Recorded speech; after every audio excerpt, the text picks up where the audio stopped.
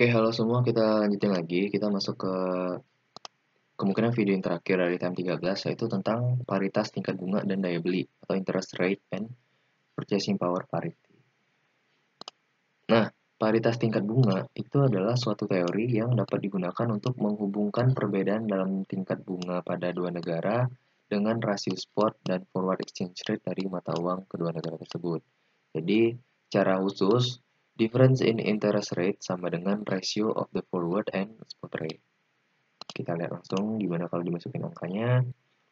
Ini rumusnya ya, difference in interest rate, ini rumus awalnya sama dengan ratio of the forward and spot rate. Jadi 1 ditambah domestic rate of interest per 1 ditambah foreign rate of interest sama dengan forward exchange rate per spot exchange rate. Jadi nanti bisa di seperti ini pindah ke kanan, jadi 1 tambah domestic rate of interest sama dengan forward exchange rate per spot exchange rate dikali 1 ditambah foreign rate of interest.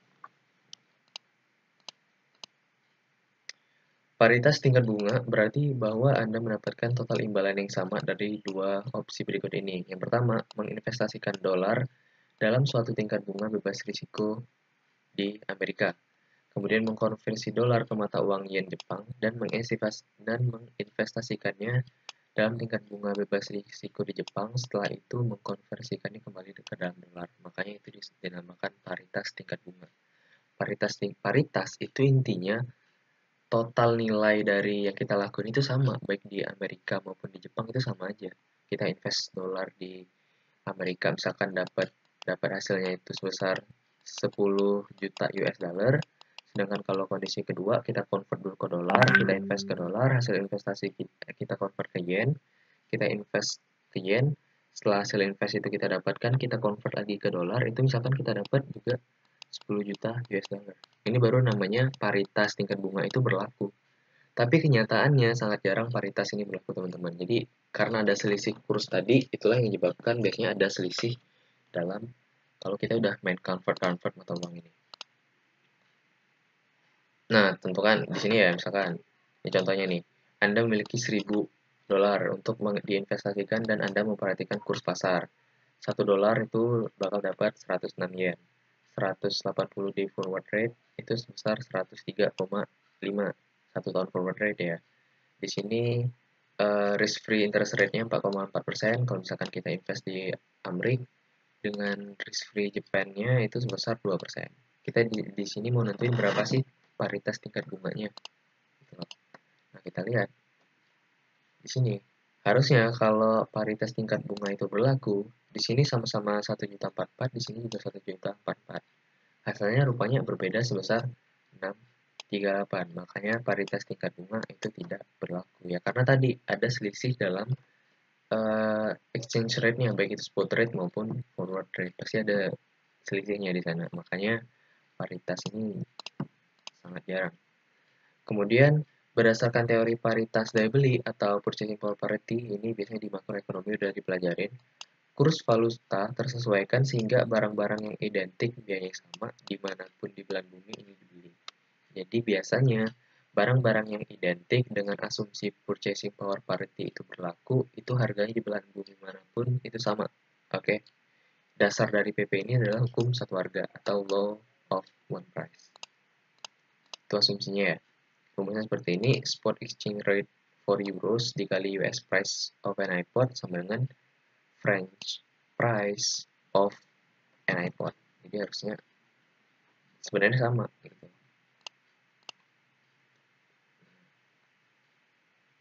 Perbedaan pada harga Big Mac dapat dijelaskan melalui perbedaan dalam pajak, biaya buruh, biaya bahan baku, dan biaya sewa di antara berbagai negara. Secara umum, kita berharap PPP ini berlaku pada barang-barang yang dapat dikirimkan dengan ongkos yang murah di antara berbagai negara.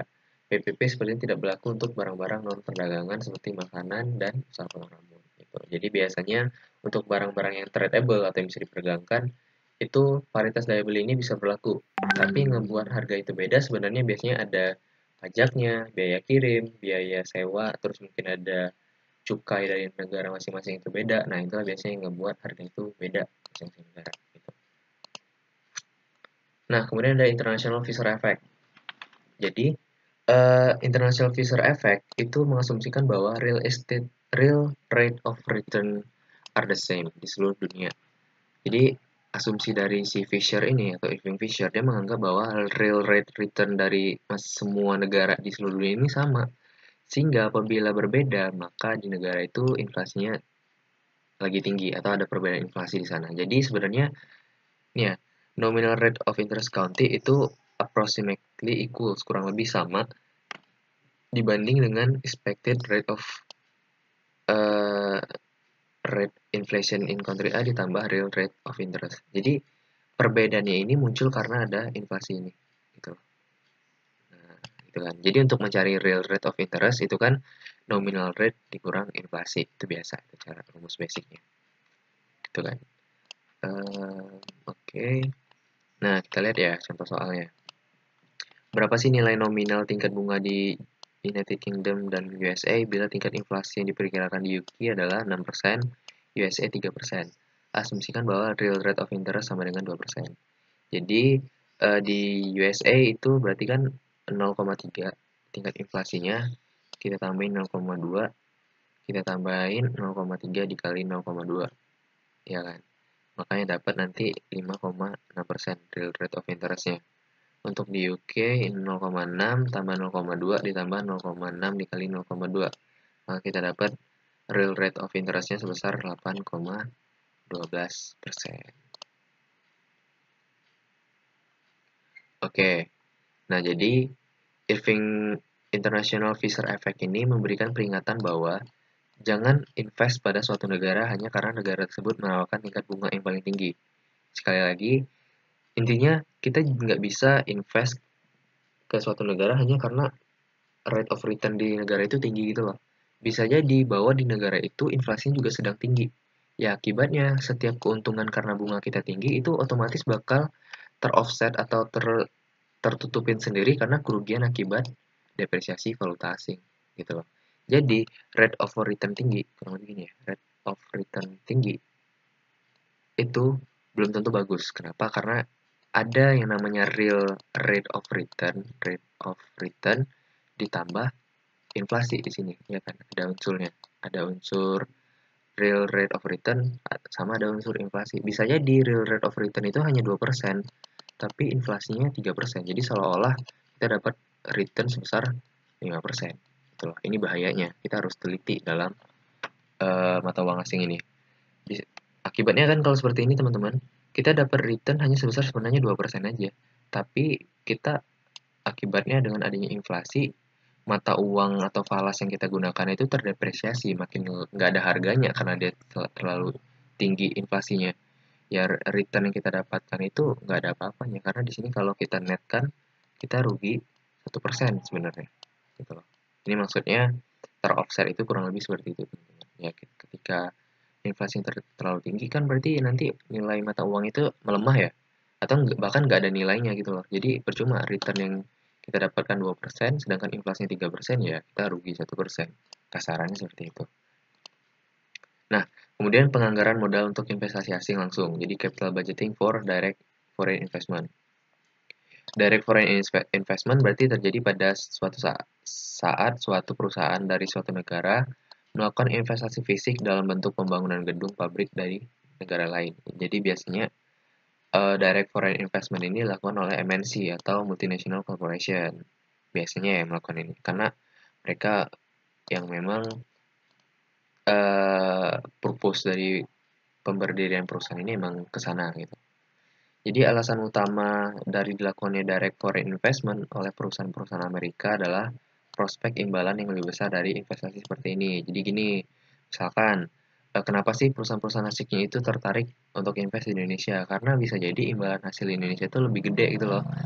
Contohnya, Indonesia kan misalkan di era kabinet sekarang ya itu kan lagi gencar-gencarnya infrastruktur. Otomatis banyak perusahaan-perusahaan asing yang tertarik untuk invest di Indonesia gitu loh. Kenapa ya? Karena biasanya dengan negara yang lagi giat-giatnya untuk infrastruktur ini, itu ada kemungkinan ekonomiknya bakal growth gitu loh, growth ya. Sedangkan di negara dia bisa jadi ekonominya sedang stuck aja, karena memang udah growth-nya udah nggak bisa naik lagi karena lagi stuck. Nah, makanya ketika growth ini, misalkan ya misalkan dia hanya butuh invest sebesar 10.000 US dollar misalkan. Tapi karena nanti dalam beberapa tahun mendatang karena dia ekonominya udah growth di Indonesia, itu bisa jadi nanti nilai dolarnya bisa atau nilai returnnya bisa menjadi 11.000 gitu loh. Sedangkan kalau dia invest di negaranya hanya sebesar 10.000 aja. Nah, itulah kenapa biasanya banyak perusahaan asing yang masuk ke Indonesia ya tujuannya dia nyari untung gitu loh. Tapi bahayanya kalau kita apa ya, terlalu banyak menerima investor asing, ketika kita terjadi misalkan ada suatu kondisi atau gejala politik yang membahayakan Indonesia sehingga investor tuh banyak yang menarik dananya dari Indonesia, mereka pindah pindah invest ke negara lain gitu loh. Jadi otomatis kita ada yang namanya capital outflow. Capital outflow tadilah yang menyebabkan itu nilai mata uang kita tuh terdepresiasi. Kenapa? Karena jumlah mata uang asing di negara kita itu menjadi langka sehingga ya rupiah itu terlalu banyak. Ketika rupiah terlalu banyak dibanding mata uang asing, nilai kita bakal terus terdepresiasi. Seperti itu kurang lebih konsepnya teman-teman. Kemudian metode yang digunakan untuk mengevaluasi investasi asing sama dengan metode yang digunakan untuk evaluasi keputusan pengarahan dalam negeri, yaitu menggunakan NPV. Itu aja. Oke, jadi nanti NPV-nya yang kita gunakan itu nanti NPV sama aja. Kita pakai discount rate juga. Discount rate, ya kan? Nah, jangan lupa NPV sebelum menghitung NPV, kita harus mencari free cash flow-nya kan. Nah, free cash flow-nya ini harus kita convert dulu ke mata uang kita. Jadi kurang lebih kayak gitu aja. Hanya bedanya kita harus pakai kurs dulu, kita convert dulu. Oke, kurang lebih time 13 gini dulu. Semoga banyak yang bisa teman-teman petik dari ini ya, dari video pembelajaran ini. Jangan lupa tonton terus LWP, semoga bermanfaat. Thank you semuanya.